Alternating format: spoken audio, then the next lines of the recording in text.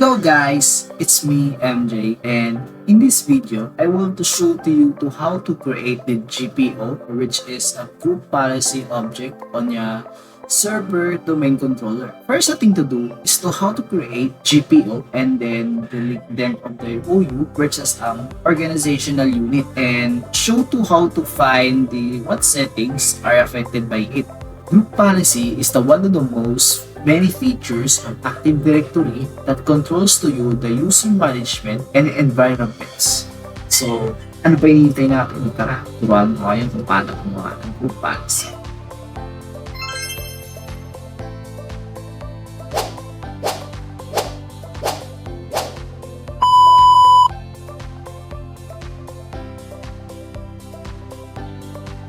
So, ayun, bago may turo sa inyo, kailangan muna natin gamitin, syempre, ang VirtualBox para matin po sa inyo kung paano siya gawin ang group policy para sa inyo. So, meron ako ditong ginawang server at client. So, server mo papatuloy sa inyo na server ang mga pangyarihan sa lahat because si server kasi kaya niya kontrolin lahat, kaya niya kontrolin si client.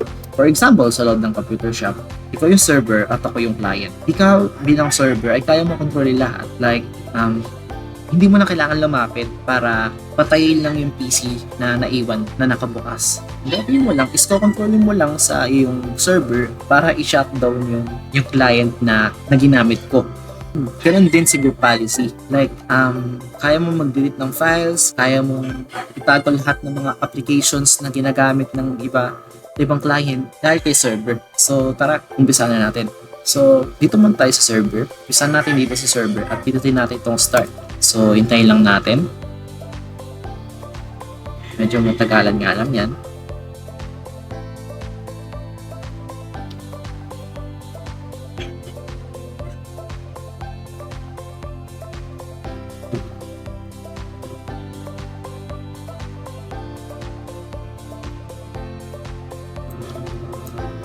So, login lang tayo dito kay server.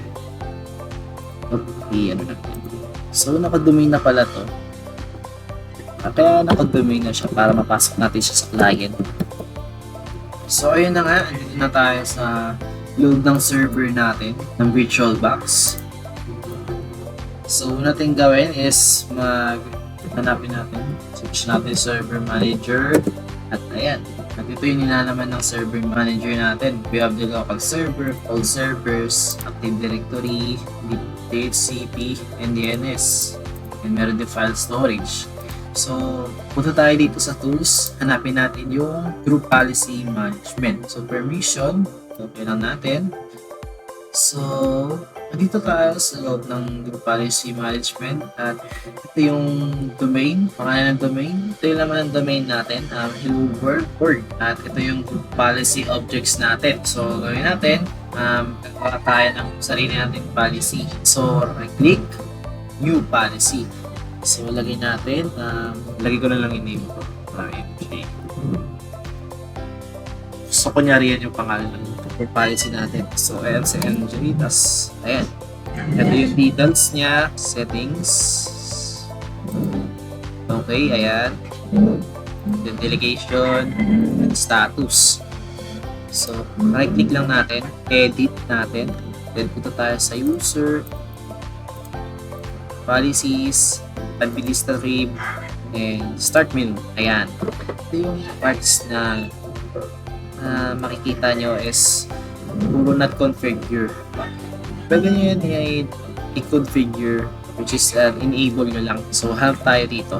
Ito, remove clock from the system notification area. So, ibig sabihin, i-remove daw niya yung remove clock, which is ito, doon sa notification area, malapit. Pag di-remove daw natin yan, doon sa client, ay mawawala, which is kapag in-enable natin ito, susubukan natin.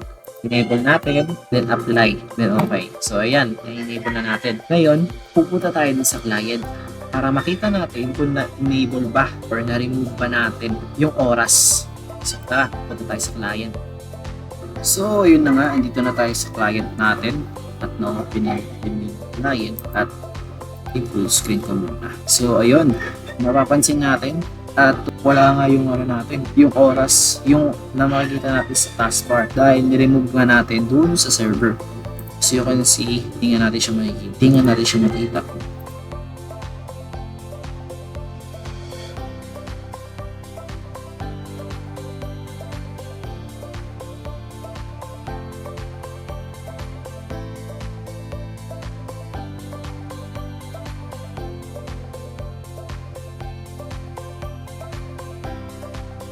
So ito na nga, andito na ulit tayo sa virtual box natin ng server.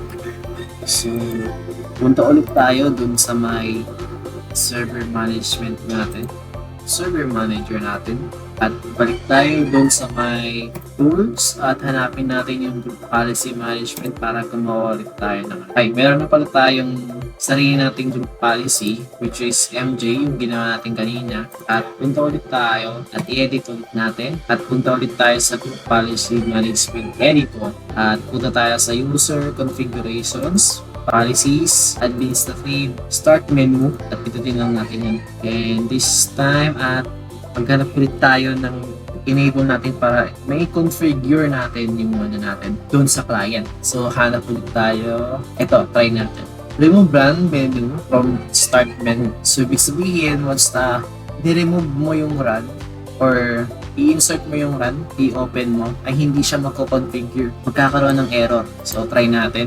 So, not configure, enable natin. So, expose on Windows Server, Bulletin, ayan. So, helps allows you to remove the run command from the start menu, Internet Explorer, and Task Manager. If you enable these settings, the following trains for the run command is removed from the start menu. So, ayun nga, kakasabi ko kanina, mareremove daw siya. The new task run commands is removed from Task Manager. The user will be blocked of entering the following into the Internet Explorer address bar. So, parang pag once na sinerch mo siya or hahanapin mo yung run, hindi mo siya makikita. Like, parang nasa blacklist mo siya, kumbaga.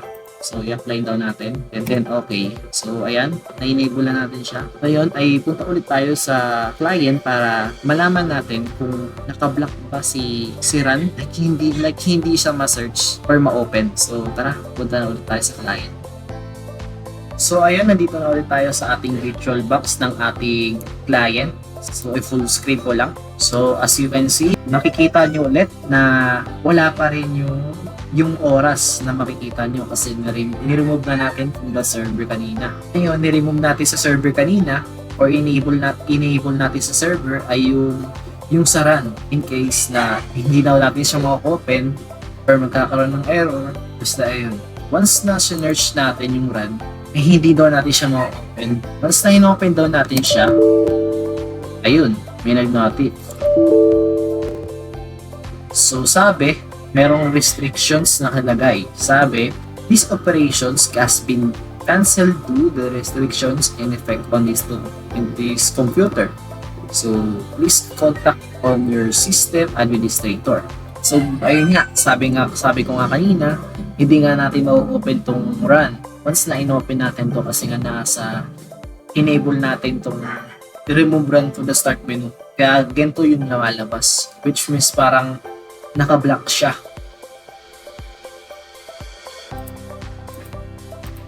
Kahit na i-control R pa rin natin yan, ay ganun pa rin yung lalabas. So, para mapunta ulit tayo sa may GP policies, ay search na lang natin itong GPU or GPO pala. So, GPO, which is a edit group policy, then open lang natin. So, palakihin lang natin at punta ulit tayo dun sa local group policy editor and user configuration. Then admin templates, start menu, and hanapin lang natin si remove run menu from the start menu. So ayun, makikita natin yung states or status niya ay enable and comment is no.